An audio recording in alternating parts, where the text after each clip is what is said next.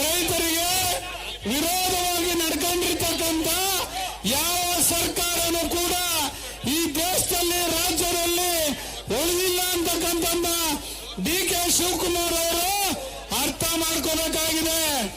ನಮ್ಮ ನೀರು ನಮ್ಮ ಹಕ್ಕು ಅಂತ ಮಾರುವಲ್ಲ ಸ್ವಾಮಿ ಮೇಕೆದಾಟು 4 ವರ್ಷಗಳ ಹಿಂದೆ ನೀವು ಮಾಡಿದ್ರ ಸ್ವಾಮಿ ಕಟ್ಟಿದ್ರ ಡ್ಯಾಮ್ನ ಡಿ.ಕೆ. ಶಿವಕುಮಾರ್ ಅವರೇ ಸಂಗಮದಿಂದ ಬೆಂಗಳೂರುವರೆಗೂ ಕೂಡ ಪಾದಯಾತ್ರೆ ಮಾಡಿ ಮೇಕೆದಾಟು ಕಟ್ತೀನಿ ಅಂತ ಮಹಾಶಯರು ಕಾಂಗ್ರೆಸ್ನವರು ಮಾಡಿದ್ರಲ್ಲ, ಇವತ್ತು ನೀವು ಮೇಕೆದಾಟು ನಿರ್ಮಾಣ ಮಾಡಕ್ ಆಯ್ತಾ? ನಿಮ್ ಕೈಲಿ ಆಗುತ್ತಾ? ಇವತ್ತು DPR ಮಾಡಿದಂತ ಕುಮಾರಣ್ಣವರು ಅವ್ರ ಪರವಾಗಿ ಕೋರ್ಟ್ ಆದೇಶ ಆಗಿದೆ. ಕೋರ್ಟ್ ಏನು ಹೇಳುತ್ತೆ? ಇವತ್ತು ಯಾರ ಆದೇಶನೂ ಕೂಡ ಬೇಕಾಗಿಲ್ಲ ಮೇಕೆದಾಟು ನಿರ್ಮಾಣ ಮಾಡಲಿಕ್ಕೆ.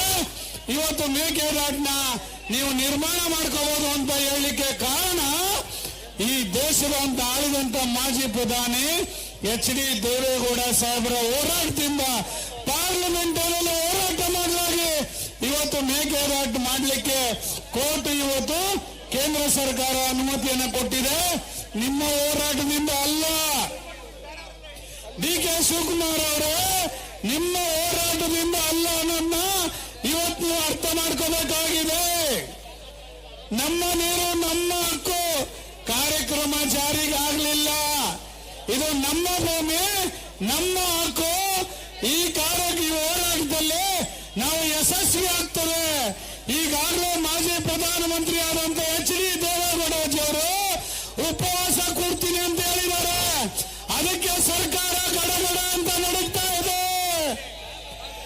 ದೇವೇಗೌಡ ಸಾಹೇಬರಿಗೆ, ಮಾಜಿ ಪ್ರಧಾನಮಂತ್ರಿ ಎಚ್.ಡಿ. ದೇವೇಗೌಡ ಸಾಹೇಬರಿಗೆ, ಕುಮಾರಣ್ಣನ ಹೋರಾಟಕ್ಕೆ, ರೈತರ ಹೋರಾಟಕ್ಕೆ, ನಿಖಿಲ್ ಕುಮಾರಸ್ವಾಮಿ ಪಾದಯಾತ್ರೆ ಹೋರಾಟಕ್ಕೆ ಬಂಧುಗಳೇ, ಇವತ್ತು ಮಂಡ್ಯ, ಮೈಸೂರು, ಹಾಸನ, ಇವತ್ತು ರಾಮನಗರ ಅನೇಕ ಜಿಲ್ಲೆಗಳಿಂದ ಸಾವಿರಾರು ರೈತರುಗಳು ಇವತ್ತು ಈ ಬಿಡದಿಯಲ್ಲಿ ಇವತ್ತು ನಾವೆಲ್ಲ ಸೇರಿದ್ದೇವೆ.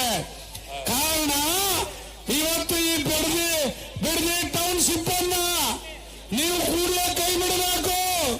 ಕೈ ಬಿಡಲಿಲ್ಲ ಅಂದ್ರೆ ಈ ಹೋರಾಟ ನಿರಂತರವಾಗಿರುತ್ತೆ.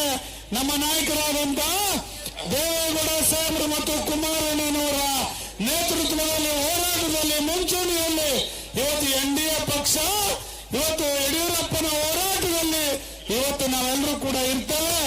ಈ ಹೋರಾಟ ನಿರಂತರವಾಗಿರುತ್ತೆ. ದಯಮಾಡಿ ತಾವೆಲ್ಲರೂ ಕೂಡ